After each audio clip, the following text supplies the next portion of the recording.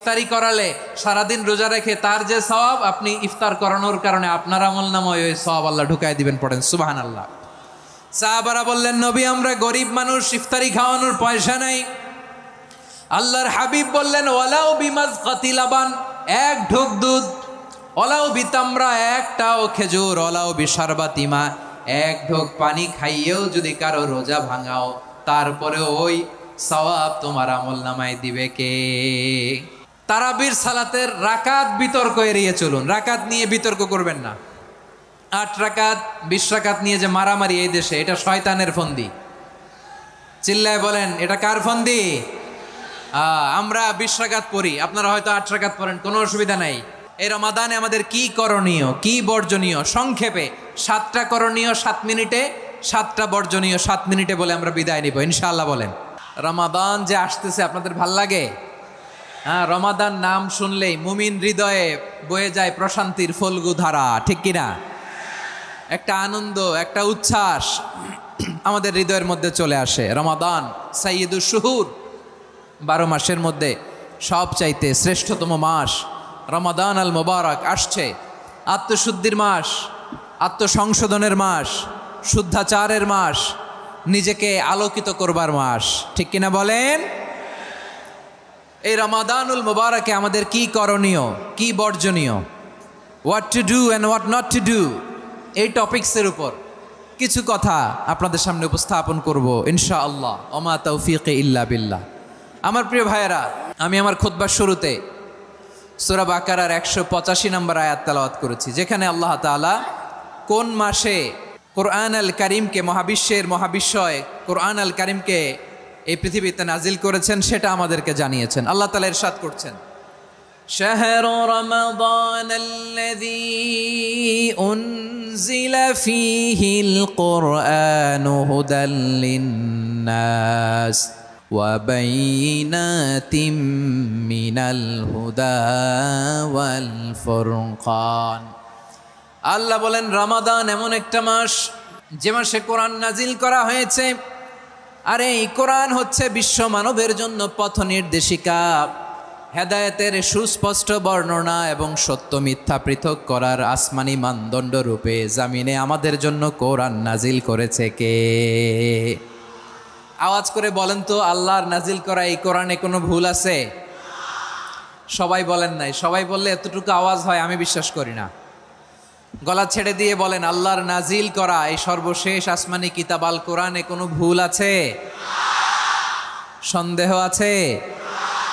সংশয় আছে? Beyondless, boundless, bottomless, এমন কিতাব যেটা পড়ে গবেষণা করে এর তথ্য, উপাত্ত, ইনফরমেশন, লেসন নিয়ে শেষ করা যায় না। সুবহানাল্লাহ।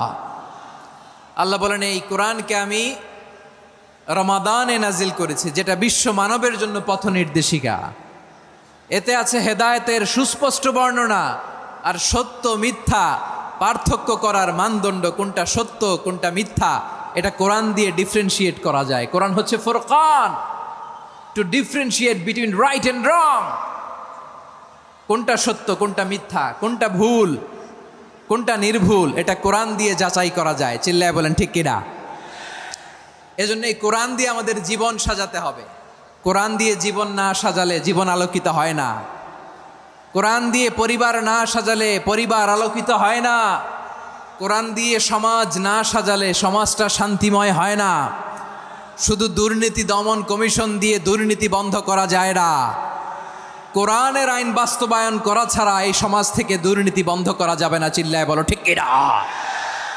আমার প্রিয় ভাইয়েরা, এই কোরআন নাজিল হয়েছে এই রমাদান আল মুবারক, এই বরকতময় মাসে। তাই আমাদের উচিত এই মাসে আসন্ন যে রমাদান আল মুবারক, এই রমাদানে কোরআনের সাথে নিজেদের সম্পর্ককে বাড়ানো। আমার প্রিয় চাঁপাইনবাবগঞ্জের ভাইয়েরা, আমরা কি আসন্ন রমাদানে কোরআনের সাথে আমাদের অ্যাটাচমেন্ট, সম্পর্ক বাড়াতে চাই? চান সবাই? আপনি কি জানেন কোরআন নিয়ে কোন ফেরেশতা পৃথিবীতে এসেছিল? জানেন? ফেরেশতার নাম কি বলেন তো? জিবরিল আলাইহিস সালাম। একটু খেয়াল করে শুনেন, কান দুটো খরগোশের কানের মতো খাড়া করে আমার দিকে তাকান। সাইয়েদনা জিবরিল কোরআন নিয়ে এসেছেন, ফলে উনি হয়েছেন শ্রেষ্ঠ ফেরেশতা। বিশ্ব নবীর উপর কোরআন নাজিল হয়েছে, তাই তিনি হয়েছেন শ্রেষ্ঠ নবী। রমাদানে কোরআন নাজিল হয়েছে, তাই রমাদান হয়েছে শ্রেষ্ঠ মাস। কদরের রাতে কোরআন নাজিল হয়েছে, তাই কদর হয়েছে শ্রেষ্ঠ রাত। আমরাও যদি কোরআনের সাথে সম্পর্ক বাড়াই, আমাদের মর্যাদাও এরকম, আমাদেরকেও শ্রেষ্ঠ মানুষ বানায় দিবে কে? এজন্য কোরআনের সাথে সম্পর্ক বাড়াইতে রাজি আছেন তো? যারাই কোরআনের সাথে সম্পর্ক বাড়ায় এদের মর্যাদা বাড়ায় দেয় কে?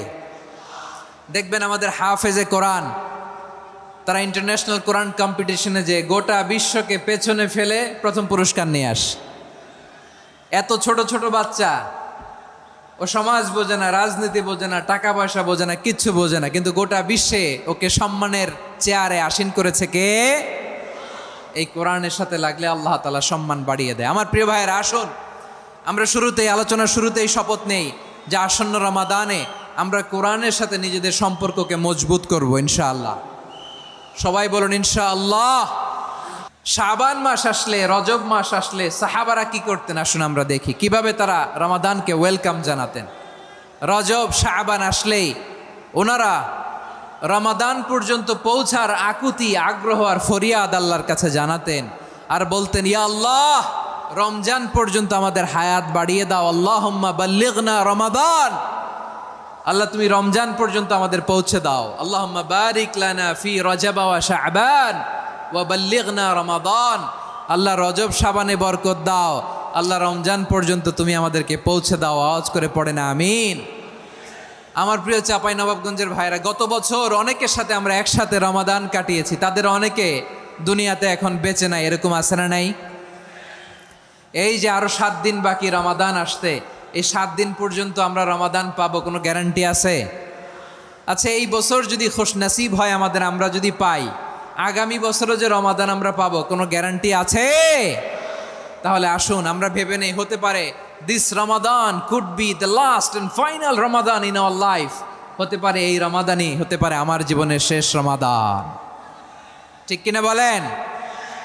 তাই আসুন আমরা আল্লাহর কাছে দোয়া করি, আল্লাহুম্মা বাল্লিগনা রমাদান, আল্লাহ তুমি রমাদান পর্যন্ত আমাদেরকে পৌঁছে দাও। আওয়াজ করে পড়েন আমিন। ইবনু রাজব আল হাম্বালি লাতাইফুল মাআরিফের মধ্যে লিখেছেন, সাহাবারা ওনারা রমাদান কেন্দ্রিক, আমাদের সালফে সালেহিনরা রমাদান কেন্দ্রিক জীবন কাটাতেন। ওনারা রমজান আসার 6 মাস আগে আল্লাহর কাছে দোয়া করতেন, আল্লাহ রমজান পর্যন্ত পৌঁছে দাও। রমজান চলে যাওয়ার পরে বাকি 6 মাস আল্লাহর কাছে দোয়া করতেন, আল্লাহ এই রমাদানে যে ইবাদত করেছি এই ইবাদতগুলো তুমি কবুল করে নাও। সুবহানাল্লাহ। তাহলে পুরো বছর রমাদান কেন্দ্রিক জীবন। রমজান আসার আগে 6 মাস দোয়া করতো, আল্লাহ আমরা যেন রমজান পাই। রমজান চলে যাওয়ার পরে বাকি 6 মাস বলতো, আল্লাহ রমজানে যে ইবাদত করেছি এগুলো তুমি কবুল করে নাও। সুবহানাল্লাহ। আবার এই শাবান মাসে আল্লাহর হাবিব সাল্লাল্লাহু আলাইহি ওয়াসাল্লাম সবচেয়ে বেশি রোজা রাখতেন। কানা ইয়াসুমু শাবানা কুল্লাহ, সবচেয়ে বেশি রোজা রাখতেন শাবান মাসে। ওয়া কানা ইয়াসুমু শাবানা ইল্লা কলিলা, শাবানের অল্প কয়েকদিন ছাড়া পুরো শাবানটাই বিশ্বনবী রোজা রাখতেন। সুবহানাল্লাহ পড়েন। এই শাবানে আপনারা রোজা রাখছেন তো? রাখছেন? আল্লাহ তুমি কবুল করো, আমরা সবাই পড়ি আমিন।